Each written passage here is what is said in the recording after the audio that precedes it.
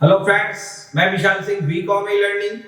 Important topic MSME, source of the finance in the rapid development of your business. अगर आप अपने business को long term पे maximum national and international level पे develop करना चाहते हैं तो फाइनेंस की क्या कैटेगरी होगी, कहां से आपके बिजनेस में प्राप्त करेंगे, एंटरप्रेन्योर कैसे उस फाइनेंस से अपने बिजनेस को डेवलप करेगा, न्यू प्रोडक्ट को लॉन्च करेगी, कंज्यूमर के प्रति एडवर्टीजमेंट या अदर इफेक्ट प्रवास करेगा, नए मार्केट को डेवलपमेंट करेगी, डिमांड होगी जहां पर वो अपने प्रोडक्ट को सेल कर सकता है। तो इसके लिए सर्वप्रथम उसे फर्स्ट बिजनेस के लिए क्या चाहिए, सोर्स ऑफ द फाइनेंस या बिजनेस चाहिए, या आपके बिजनेस के पूरे नेशनल लेवल पे जीडीपी को भी डेवलप करेगी, या पूरे बिजनेस में एक्सपोर्ट को भी डेवलप करेगी, इंपोर्ट को कम करेगी, जिसके अंतर्गत अरेंज ऑफ द पॉलिसी या डेवलप किया जाता है, पर्सनल रिलेशनशिप डेवलप करेंगे और फंड प्रोवाइड करेगी। अब आप इसके अंतर्गत फर्स्ट आप देख सकते हैं कि यह टोटल ग्रॉस डेवलपमेंट, इसके संबंध में गवर्नमेंट के द्वारा दी गई गाइडलाइन को वह पूरा करता है और उस गाइडलाइन के अंतर्गत हम वर्क कर सकते हैं। फर्स्ट हम एक चीज इंपॉर्टेंट टॉपिक आपको बताएंगे, source of the finance in the your business MSME. MSME कहां से बिजनेस में फाइनेंस प्राप्त करता है, इसकी 3 कंडीशंस आपके बिजनेस में आती है। फर्स्ट है शॉर्ट टर्म, सेकंड है मीडियम टर्म, थर्ड है लॉन्ग टर्म के लिए। अब आप सबसे फर्स्ट आप देख सकते हैं कि आपके बिजनेस का सर्वप्रथम सोर्स ऑफ द फाइनेंस देखिए, source of the finance in your business. First है आपके लिए शॉर्ट टर्म को हम क्या कर सकते हैं आपके बिजनेस में, वर्किंग कैपिटल। वर्किंग कैपिटल क्या होती है आपके बिजनेस के लिए, WC equal to CA minus CL, means working capital equal to current assets minus current liabilities. किसी भी डे टू डे आप बिजनेस करते हैं, आप डे टू डे आपको एक्सपेंस में खर्च करने पड़ेंगे, उस खर्च के लिए आप अपने बिजनेस में इनकम कहां से प्राप्त करेंगे। अब आप इस बिजनेस में डे टू डे आपको वेजेज है, सैलरी है, अदर्स आपके लिए डेटर्स को पेमेंट क्रेडिटर्स को पेमेंट करना है, पार्ट्स खरीदने हैं, मशीनरी खरीदनी है। तो अब ऐसे एक्सपेंस करने के लिए आपको बिजनेस में इनकम चाहिए। ऐसा नहीं कि आप लोन लेंगे और वर्किंग कैपिटल के ऊपर खर्च करेंगे। इसे ऐसे इनकम को आपको प्राप्त करने के लिए वर्किंग कैपिटल में सबसे फर्स्ट आपको ट्रेड क्रेडिटर, जिससे आप उधार खरीद रहे हैं, वहां से इनकम बैंक क्रेडिट से आप फाइनेंस कर सकते हैं, लेटर ऑफ द क्रेडिट कर सकते हैं, कॉमर्शियल पेपर फैक्टरिंग कर सकते हैं, एक्योर्ड एक्सपेंसेस, आउटस्टैंडिंग सैलरी, वेजेस को आप रोक करके आप शॉर्ट टर्म मीडियम के रूप में पैसा प्राप्त कर सकते हैं, वर्किंग कैपिटल। नेक्स्ट आपके लिए बिजनेस के लिए सबसे सेकंड आता है, आपको नेक्स्ट आएगी मीडियम सेक्टर में आपको फाइनेंस आपको प्राप्त करनी है। तो मीडियम सेक्टर में पहले ईयर जान लेंगे, वर्किंग शॉर्ट टर्म में आपके लिए 1 ईयर के लिए प्राप्त करते हैं, यहां 1 to 5 ईयर के लिए प्राप्त करेंगे। आपको यहां पर जो लोन मिलेगा 1 to 5, 1 से 5 वर्षों के लिए प्राप्त होगी, और शॉर्ट टर्म में आपको 1 ईयर तक 12 मंथ तक का ही पीरियड होगा। वो 12 मंथ अगर 31 मार्च को समाप्त हो जाएगी तो वो पीरियड एंड माना जाता है।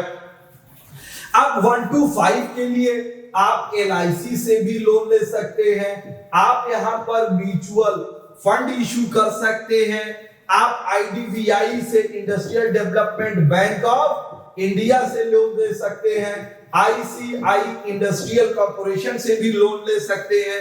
ऐसी फैसिलिटीज बैंक के द्वारा आपको प्राप्त होती है जहां पर MSME अपनी सोर्स ऑफ द इनकम प्राप्त कर सकता है। नेक्स्ट आपके लिए आता है, थर्ड आपके लिए आता है लॉन्ग टर्म। लॉन्ग टर्म आपके बिजनेस को प्राप्त करने के लिए, या ध्यान दीजिएगा, 5 ईयर बिजनेस, 5 वर्षों से अधिक, चाहे वो पब्लिक सेक्टर हो, प्राइवेट सेक्टर हो, या पार्टनरशिप हो या प्रोप्राइटर ऑफ द बिजनेस हो, 5 वर्षों से अधिक बिजनेस के लिए प्राप्त करने के लिए सर्वप्रथम वह इक्विटी शेयर के रूप में इशू करता है। वह शेयर आपके बिजनेस के लिए प्रेफरेंस शेयर भी हो सकती है, इक्विटी शेयर के रूप में इशू कर सकता है। इक्विटी शेयर जो आपको इशू करेगा, ओनर ऑफ द बिजनेस होती है, वोटिंग पावर होती है। प्रेफरेंस शेयर होती है कि जब आप बिजनेस को एक्स्ट्रा डेवलपमेंट के लिए प्राप्त करते हैं तो पहले भुगतान प्रॉफिट का प्रेफरेंस शेयर को दिया जाएगा। यदि कंपनी की आपको पोजीशन खराब होने पे कंपनी को बंद होती तो सबसे पहले आपको इसके जो सेल्स होगी अगर बेचने पर सबसे पहले भुगतान प्रेफरेंस शेयर को दी जाती है। तो इस प्रकार से हम प्रेफरेंस शेयर और इक्विटी शेयर इशू कर सकते हैं। नेक्स्ट, यदि आपको कंपनी लॉन्ग टर्म के लिए डिबेंचर भी इशू कर सकती है। इसके लिए कंपनी कॉमर्शियल बैंक से लॉन्ग टर्म के लिए या लोन भी प्राप्त कर सकती है, जिससे वह टोटल फाइनेंस प्राप्त करे। तो मैंने आपको बताया source of the finance in the 3 condition. First है वर्किंग कैपिटल, जिसे शॉर्ट टर्म पीरियड जो 31 मार्च को समाप्त होता है। सेकंड मीडियम टर्म होता है, 1 to 5 ईयर का प्राप्त कर सकते हैं। थर्ड आपके लिए बिजनेस के लिए लॉन्ग टर्म बिजनेस होता है, जो 5 ईयर से अभी अधिक के लिए आप बिजनेस प्राप्त कर सकते हैं। इसके अंतर्गत एमएसएमई के अंतर्गत आपको टोटल बिजनेस के और भी गवर्नमेंट के द्वारा फैसिलिटीज दी जाती है, जिसके अंतर्गत हम वो पैसा प्राप्त कर सकते हैं। गवर्नमेंट इसके अंतर्गत सबसे बड़ी facility in the KVI Khadi village industry की स्थापना की गई, जिसमें हम एमएसएमई को मैक्सिमम बेनिफिट देने का प्रयास किया जाता है। और यह बैंक कॉमर्शियल बैंक के द्वारा यह लोन आपको प्रदान की जाती है। टारगेट प्रायोरिटी सेंडिंग टारगेट दी जाती है, डोमेस्टिक लोन दी जाती है। नेक्स्ट आपके लिए आती है लार्ज क्रेडिट प्रायोरिटी, आपको उधार दी जाती है। Priority sector MSME 40%। Next important आप देख सकते हैं ANBC net banking adjustment, net banking credit की फैसिलिटीज आपको प्रदान की जाती है, जो जिसकी बैलेंस शीट के आधार पे दी जाती है। ऐसा नहीं जो आया सबको देंगे, देखेंगे कि हम आपके कंपनी का क्या पोजीशन है, वर्किंग पोजीशन आपको क्या वर्क करती है। अब आप टोटल क्रेडिट का मैन्युफैक्चरिंग 40% हम एडवांस दे सकते हैं, 20% आपके बिजनेस के लिए माइक्रो इंटरप्राइजेस को कंपनियों के द्वारा एडवांस दी जाती है। Target for the foreign bank, यदि आपको कोई भी कंपनी की बेटर पोजीशन है तो फॉरेन कंपनियों से भी बैंक प्राप्त की जाती है। आरबीआई ने इसके संबंध में गाइडलाइन 20 जुलाई 2012 को गाइडलाइन दी जाए, जिसके अंतर्गत एक नैयर कमेटी बनाई गई और नैयर कमेटी की नेक्स्ट वीडियो हम देंगे कि इसमें क्या-क्या बेनिफिट आपको दी गई थी। कॉमन गाइडलाइन इंस्ट्रक्शन अब फॉर द लेंडिंग एमएसएमई, कुछ कॉमन गाइडलाइन एमएसएमई को दी गई है कि इन्हें मैक्सिमम, क्योंकि ये पूरे बिजनेस का 40% बिजनेस करते हैं, 6500 से अधिक प्रोडक्ट देते हैं, 40% एम्प्लॉय आपको डायरेक्ट एंड इनडायरेक्ट 90% अनएम्प्लॉयमेंट बेरोजगारी को समाप्त करते हैं।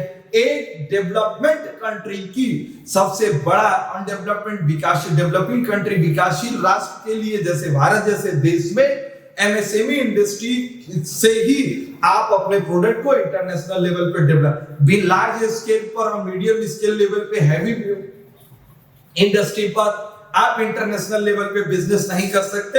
इन छोटे छोटे व्यापारियों से ही पूरे बिजनेस का कंडीशन, जैसे जापान हुआ, अमेरिका हुआ, चाइना हुई, तो चाइना, ये सब कंट्री में जो टोटल बिजनेस डेवलपिंग बिजनेस है वो एमएसएमई की ही देन है। तो गवर्नमेंट को एमएसएमई में ज्यादा फैसिलिटीज प्रदान की जानी चाहिए। In the disposal of the application, उनकी एप्लीकेशन जो भी आपको प्राप्त होगी वो 25 रुपए तक 2 वीक्स में समाप्त है।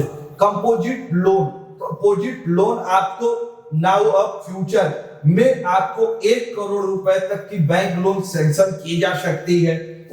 Working capital specialisation of the MSME branch, government के द्वारा आरबीआई के इंस्ट्रक्शन पर एमएसएमई इंडस्ट्री के लिए अलग से इंडस्ट्रियल एरिया में बैंक के ब्रांच खोले जाते हैं, जिसकी आम facilities of the and industry को दी जाती है। Guidelines and we will seek of the, जो भी हमारे कमजोर या अनडेवलपमेंट जो विकासशील हैं उनको, उनके स्टाफ को, मैनेजमेंट को स्किलफुल डेवलपमेंट कराना, ट्रेनिंग करानी और फाइनेंस जैसी सारी सुविधाएं उनको दी जाती हैं। फॉरवर्ड कमेटी, एक कमेटी का गठन किया जाएगा जो एमएसएमई में जो भी कमियों हो उनको बताएगी, उस जो भी हमारी सीखनेस कमजोरी है उसको हम डायरेक्टर, ओनर या आगे जहां भी पहुंचाना चाहते हैं देंगे और दूर करेंगे, जिससे एमएसएमई लेवल पे कंपनियां डेवलप हो जाएं। इन द डेप्ट रजिस्टरिंग मशीन फ्रॉम द आप एमएसएमई के अंतर्गत option development detail in the guideline have been issued ensure registering डेप्ट, जो भी मशीनरी डेप्ट रिसर्च है इसके संबंध में आरबीआई द्वारा गाइडलाइन दी जाएगी, जिस आरबीआई गाइडलाइन का सभी लोगों को पालन करना होगा। नेक्स्ट इंपॉर्टेंट है cluster approach. Cluster approach ministry of the focus development of the enterprises, पूरी मिनिस्ट्री का बिजनेस के प्रति पूरा फोकस रहता है कि ये बिजनेस एमएसएमई लेवल पे डेवलप करे। यह डेवलप करने पर बैंकिंग सेक्टर क्लस्टर में 4 to 6 approach, namely customer focus and cost control. हमारा कस्टमर क्या है देता है भाई, आप उस कस्टमर तक एमएसएमई देखेगा कि हम प्रोडक्ट आप कस्टमर तक पहुंचाते हैं कि नहीं। तो इसके संबंध में एडवर्टीजमेंट किसी भी स्तर पर जाके, किसी भी स्तर के मतलब टीवी, रेडियो, पुरानी चीजें ऑनलाइन, फेसबुक, व्हाट्सएप, ट्विटर या गूगल पर ऐसे माध्यम से भी आज की डेट में हर पॉकेट तक पहुंचने का प्रयास किया जाता है और कस्टमर की इंटरेस्ट, हैबिट, नेचर को भी ध्यान दी जाती है। कास्ट कंट्रोल, पैरेलल कंपनियों की लागत हमारी बहुत तेज न बढ़े कि हम डाउन हो जाए, और क्वालिटी को भी उसके अंतर्गत ध्यान दी जाती है कैस्ट्रोल अप्रोच में। नेक्स्ट है competitive growth of the business, competition को देखते हुए बिजनेस को बढ़ाए रखना। इसके सपोर्ट में सिडबी और नाबार्ड द्वारा भी आपको फाइनेंस प्रदान किए जाते हैं। आज आपने पूरी video source of the finance MSME को देखी, स्टार्टिंग टू एंड वीडियो देखने के लिए धन्यवाद। आप अपने इस चैनल बीकॉम ई लर्निंग को यदि सब्सक्राइब नहीं किए तो आप तुरंत इसको सब्सक्राइब किए। आपको ये चैनल कैसा लगा, ये वीडियो कैसी लगी, कमेंट बॉक्स में आप जरूर लिखिएगा। Thank you.